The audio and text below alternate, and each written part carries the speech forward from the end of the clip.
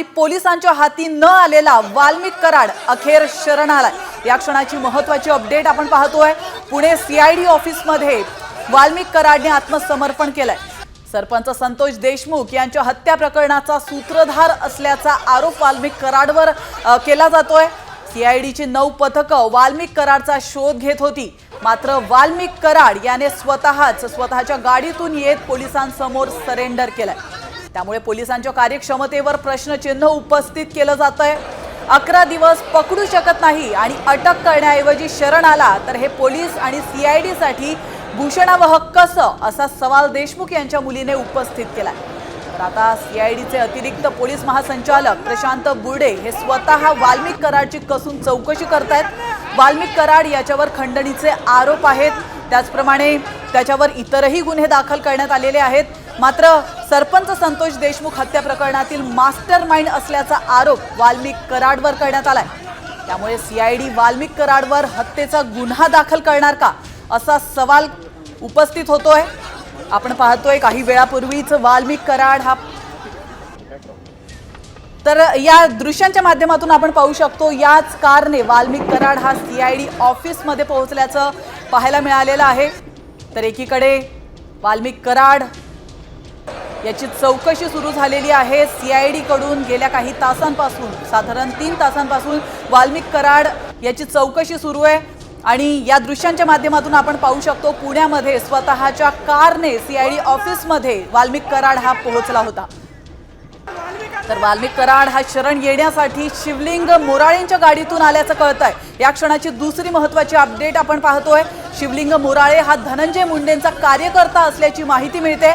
MH23 BG 2231 ही car शिवलिंग मोराळेंची असून वाल्मिक कराडशी त्यांचे संबंध असल्याचं बोललं जात आहे। तर गेल्या अनेक दिवसांपासून हे प्रकरण गाजतंय।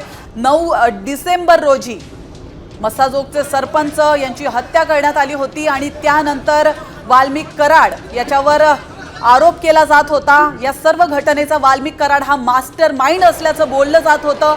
तर विरोधकांकडून त्याच्यावर सडकून टीका केली जात होती आणि या दरम्यान सगळ्यात महत्त्वाची बाब जी घडली ती म्हणजे धनंजय मुंडे, मंत्री धनंजय मुंडेंसोबत देखील वाल्मिक कराड याचं नाव जोडलं गेलं।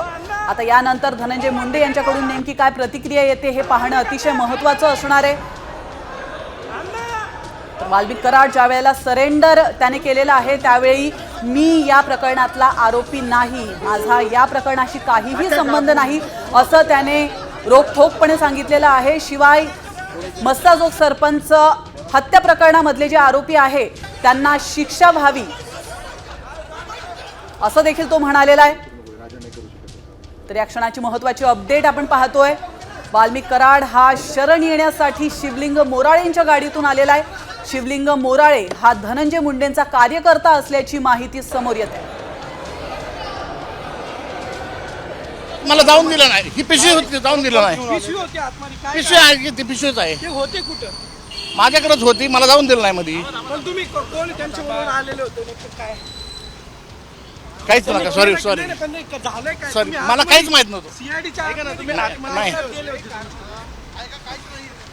मला काहीच माहित नाही हो, प्लीज मला काय माहित नाही। घेऊन तुम्ही आतमध्ये गेले होते तपासली आणि बाहेर वापस पण आतमध्ये सुरू आहे का?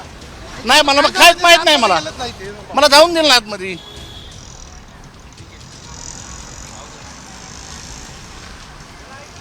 काय माहित नाही, घेऊन तुम्ही आतमध्ये गेले होते तपासली आणि बाहेर वापस पण आतमध्ये सुरू आहे का? नाही, मला काहीच माहित नाही, मला जाऊन दिलं नाही आतमध्ये।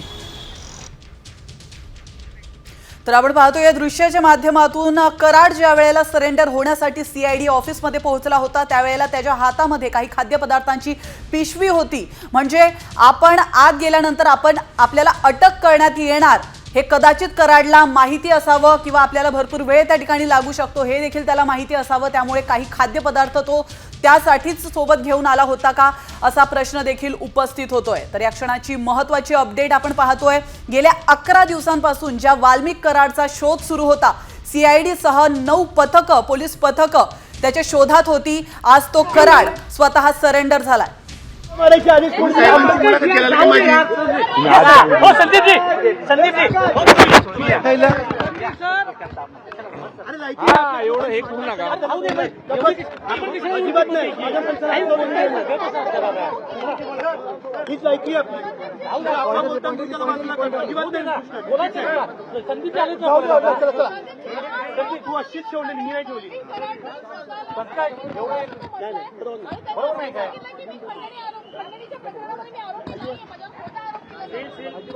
खोटा जर आरोप केला असेल तर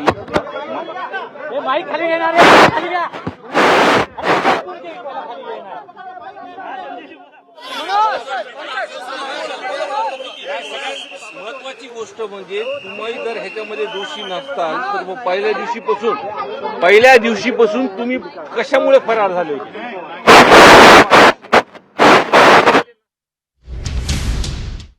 फरार का झाले होते?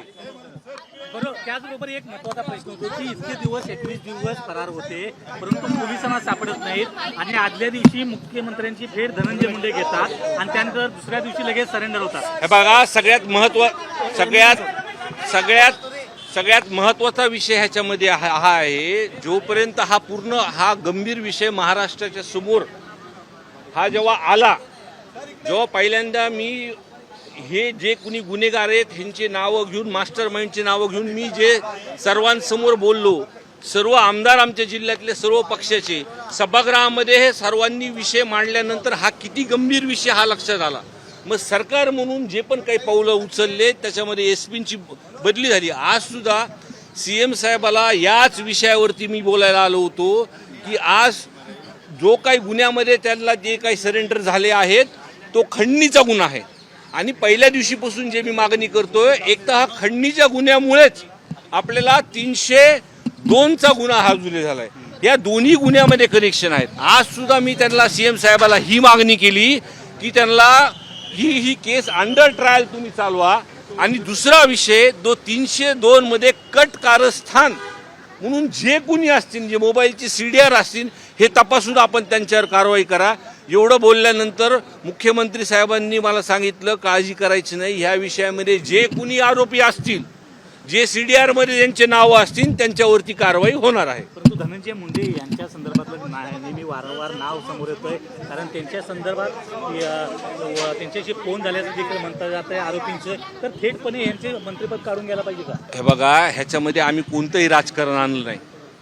एक लोकप्रतिनिधी म्हणून जिल्ह्यामध्ये जेव्हा ही घटना झाली आणि अधिवेशन झाल्यानंतर जेव्हा सरकारने ह्याची चौकशी लावायची त्यांनी सांगितली, पण लोकांमध्ये गेल्यानंतर मी सभागृहामध्ये जाहीर केलं होतं की अधिवेशन संपूस तर जर अटक झाली नाही तर आम्ही मोर्चा काढू. आम्ही बीड जिल्ह्याच्या सर्व लोकप्रतिनिधींनी एकत्रित बैठक घेतली. मोर्चा तुम्ही बघितला असेल, सर्वसामान्य लोक 1 लाखाच्या पुढं लोक तिथं जमले.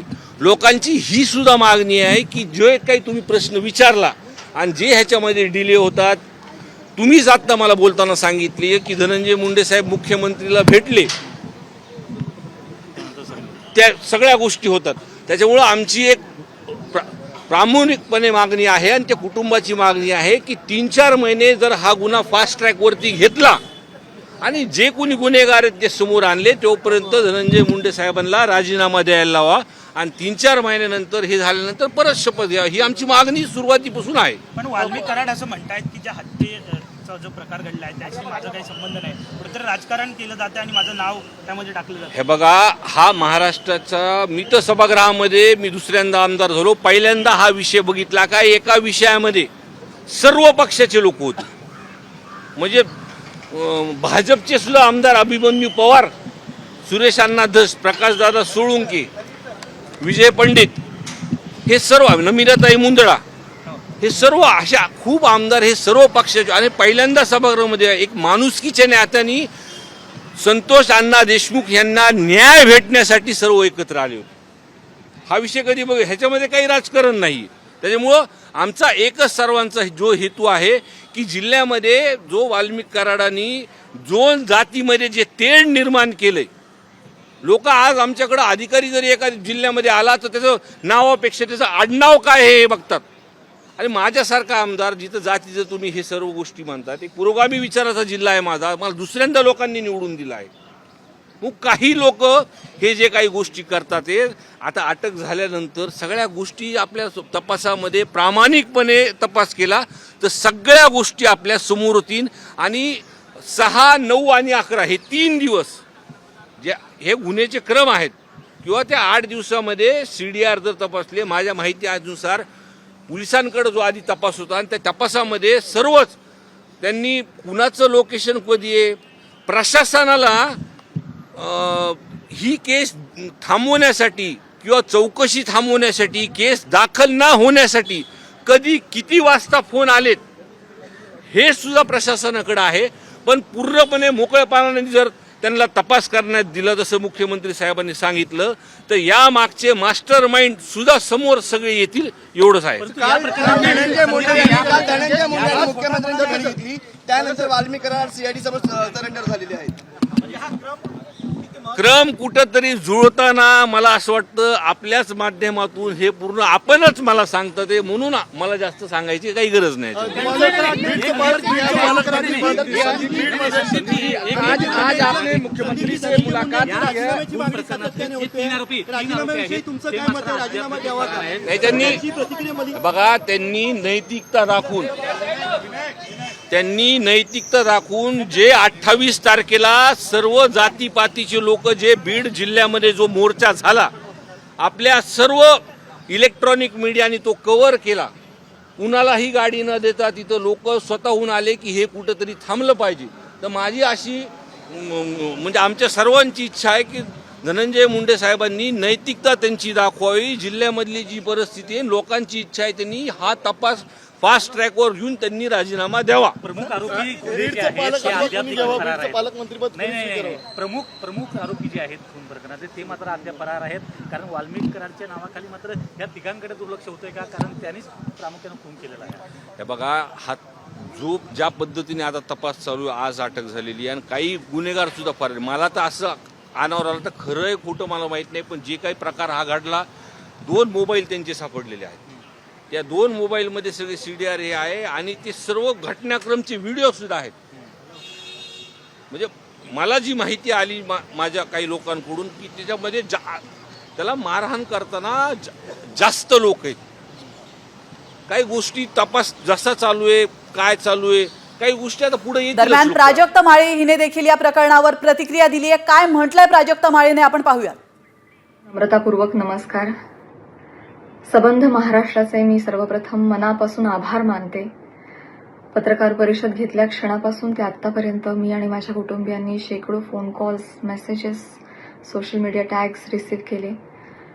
महिलांच्या सन्मानासाठी समाजातल्या सर्व स्तरांमधून आवाज उठवला गेला, पाठिंबा दिला गेला, समर्थन दिलं गेलं. यामुळे आम्हाला फार बळ मिळालं, समाधान वाटलंय. खूप खूप धन्यवाद. त्याचबरोबर माननीय आमदार श्री सुरेश धस यांचे देखील मी मनापासून आभार मानते. अत्यंत मोठ्या मनानं त्यांनी देखील समस्त महिला वर्गाची माफी मागितली, दिलगिरी व्यक्त केली. दादा खूप धन्यवाद. असं करून तुम्ही छत्रपती शिवाजी महाराजांच्या विचारांचे पाईक आहात हे दाखवून दिलं. छत्रपतींची भूमिका महिलांच्या सन्मानासाठी किती कठोर होती हे आपण सगळे जाणतो आणि ही छत्रपतींची भूमी आहे आणि त्यांचे विचार इथे पुढे चालवले जातील हेच तुम्ही या कृतीतून दाखवून दिलंय. धन्यवाद. याचबरोबर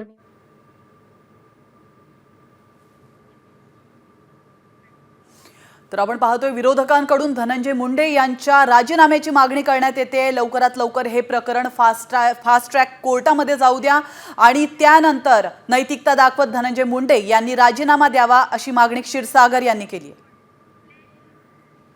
पूर्वक नमस्कार. सबंध महाराष्ट्राचे मी सर्वप्रथम मनापासून आभार मानते. पत्रकार परिषद घेतल्या क्षणापासून ते आतापर्यंत मी आणि माझ्या कुटुंबियांनी शेकडो phone calls, messages, social media tags receive केले. महिलांच्या सन्मानासाठी समाजातल्या सर्व स्तरांमधून आवाज उठवला गेला, पाठिंबा दिला गेला, समर्थन दिलं गेलं. यामुळे आम्हाला फार बळ मिळालं, समाधान वाटलंय. खूप खूप धन्यवाद. त्याचबरोबर माननीय आमदार श्री सुरेश धस यांचे देखील मी मनापासून आभार मानते. अत्यंत मोठ्या मनानं त्यांनी देखील समस्त महिला वर्गाची माफी मागितली, दिलगिरी व्यक्त केली. दादा खूप धन्यवाद.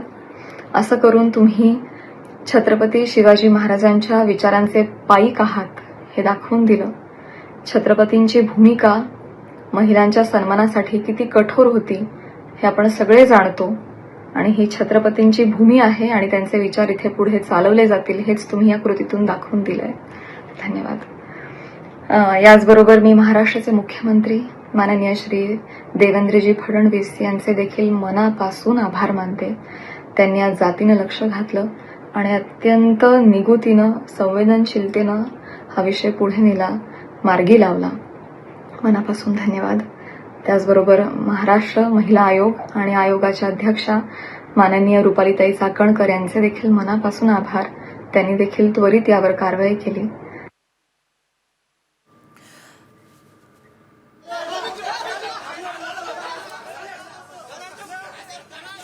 तर आपण पाहतोय गेल्या काही दिवसांपासून हे प्रकरण मोठ्या प्रमाणात गाजतंय. यावेळी सुरेश धस यांनी धनंजय मुंडे यांच्यावर टीका करताना अभिनेत्री प्राजक्ता माळी हिच्यावर देखील टीका केली होती आणि कुठेतरी त्यांचं नाव जोडण्याचा प्रयत्न केला होता. त्यानंतर हे प्रकरण मोठ्या प्रमाणात गाजलं. प्राजक्ता माळी हिने पत्रकार परिषद बोलावली आणि यावेळी सुरेश धस यांनी माझी जाहीर माफी मागावी अशी मागणी तिने केली होती आणि त्यानंतर सुरेश धस यांनी दिलगिरी व्यक्त केली आहे आणि त्यानंतर प्राजक्ता माळी हिने प्रतिक्रिया दिली आहे. तर आपण संपूर्ण महिला वर्गाची आणि माझी माफी मागितली त्याबद्दल आपले आभार असं म्हणत प्राजक्ता माळी हिने सुरेश धस यांच्याबद्दल प्रतिक्रिया दिली आहे. तर आपण पाहतोय CID ऑफिसमध्ये आत्मसमर्पण करण्याआधी वाल्मिक कराडने स्वतःच व्हिडिओ शेअर करत आपण दोषी नसल्याचं म्हटलंय.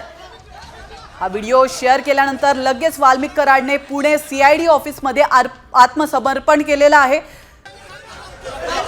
तर आत्मसमर्पणाची ही दृश्य आपण पाहतोय. गेले 11 दिवस वाल्मिक कराड हा फरार होता आणि साधारण 9 पथकं पोलीस पथकं त्याच्या मागावर होती. आज 31 तारखेला वाल्मिक कराड याने आत्मसमर्पण केलेलं आहे आणि आत्मसमर्पण करण्यापूर्वी CID ऑफिसमध्ये आत्मसमर्पण करण्याआधी वाल्मिक कराडने स्वतःच एक व्हिडिओ शेअर करत आपण दोषी नसल्याचं म्हटलं होतं.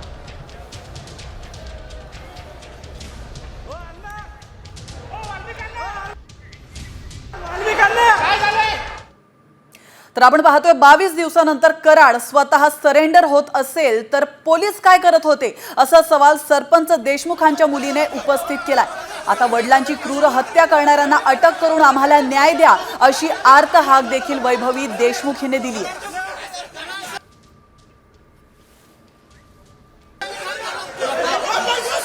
वेळ का लागतोय म्हणजे ते जर गुन्हेगार असतील तर मग ते स्वतः सिलेंडर होत आहेत. मग पोलीस यंत्रणा काय करते इतक्या दिवस?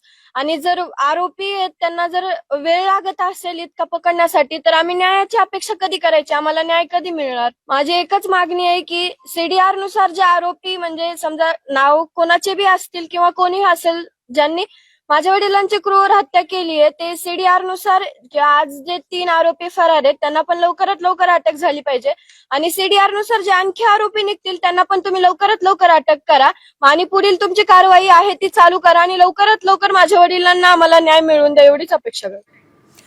आणि आता वळतो पुढच्या महत्त्वाच्या अपडेटकडे. सामाजिक कार्यकर्त्या अंजली दमानिया परळीहून मुंबईकडे रवाना झाल्यात. अंजली दमानिया मुंबईकडे रवाना झाल्याची माहिती मिळते. सरपंच हत्या प्रकरणी सर्व आरोपींना अटक करेपर्यंत बीड जिल्हाधिकारी कार्यालयात ठिय्या मांडणार असल्याचं सांगितलं होतं. मात्र अचानक परळी दौरा करून अंबाजोगाई केज मार्गे मुंबईकडे त्या रवाना झाल्यात.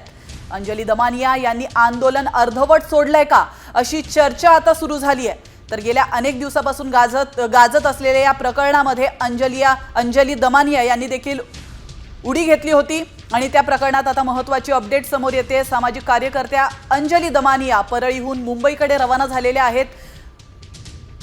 तर महत्त्वाचं म्हणजे सरपंच हत्या प्रकरणी सर्व आरोपींना अटक करेपर्यंत बीड जिल्हाधिकारी कार्यालयात ठिय्या मांडणार असं त्यांनी सांगितलं होतं. मात्र अचानक परळी दौरा करून अंबाजोगाई केज मार्गे आता त्या मुंबईकडे रवाना झाल्यात.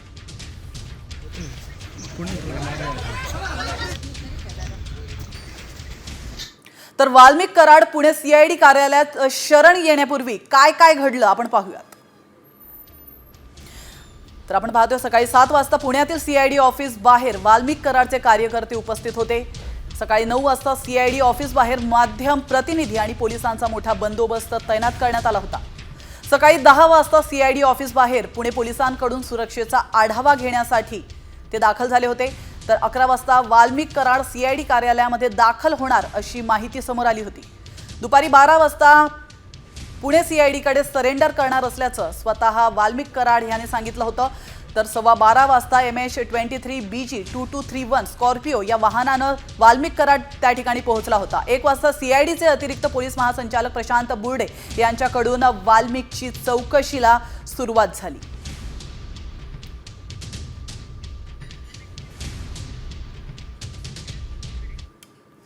तर सरपंच हत्येप्रकरणी आरोपींना मोक्का, हत्या आणि खंडणीचा गुन्हा लावा अशी मागणी सुरेश धस यांनी केली आहे.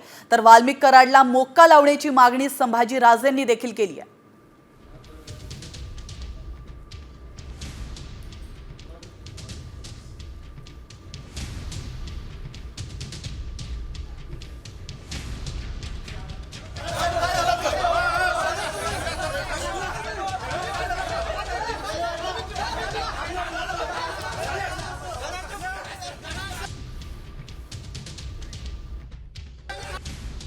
याच्या मोका तर माननीय मुख्यमंत्री महोदयांनी मोक्याची घोषणा केलेली आहे.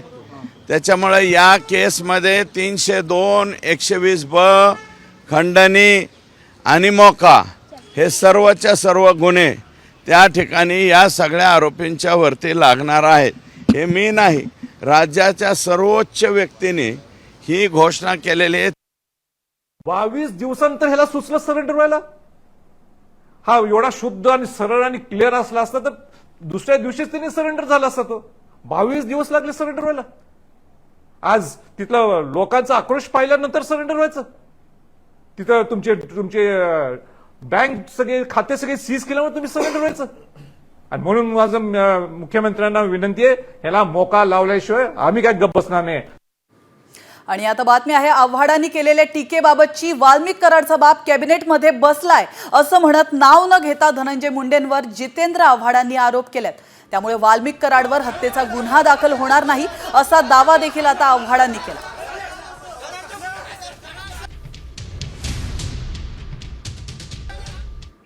चा गुन्हा दाखल होईल का? तुम्ही अजिबात होणार नाही.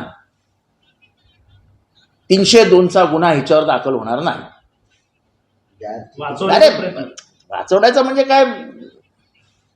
इसका बाप बैठा ना अंदर उधर कैबिनेट में ना भाई, कसा होगा? दरम्यान सरपंच हत्या प्रकरणाचा पारदर्शक तपास झाला पाहिजे अशी मागणी खासदार बजरंग सोनवणे यांनी देखील केली. अटक झाले तर चांगलं काम झालं, पण पोलीस यंत्रणेला माझी विनंती आहे की अटक कुठल्या गुन्ह्यात झाले आणि त्यांना आता कुठल्या गुन्ह्यात कसं त्या तपासामध्ये जे काय सगळं आहे त्याच्यामध्ये त्यांना मर्डर केसमध्ये त्यांचा संबंध असेल तर त्यांना अटक झाली पाहिजे. पारदर्शक तपास करणं हा CIDकडे तपास असल्यामुळे CIDचं काम आहे.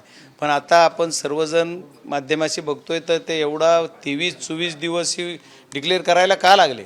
जर तसं होतं तर मग 23 पहिल्या क्षणालाच करायचं ना. जे 11 तारखेला गुन्हा झाला, आज 20 दिवस झाले, 20-22 दिवस गुन्हा जो खंडणीचा होऊन त्या दिवशी त्यांनी डिक्लेअर करायचं ना. मग बाहेर कशाला पळले? दरम्यान धरलेला एकही आरोपी सुटता कामा नये असं मराठा आंदोलक जरांगे पाटलांनी म्हटलंय. तर आता सत्य समोर येईल अशी अपेक्षा धनंजय देशमुख यांनी व्यक्त केली आहे. सरपंच संतोष देशमुख यांचे भाऊ धनंजय देशमुखांनी जरांगेंची भेट घेतली आहे आणि त्यावेळी जरांगे बोलत होते. या कुटुंबाची तुम्हाला काही काळजीच नाही का? पालक हे मुख्यमंत्री आणि मुख्यमंत्र्यांची जबाबदारी धरलेला एकही आरोपी सुटता कामा नाही.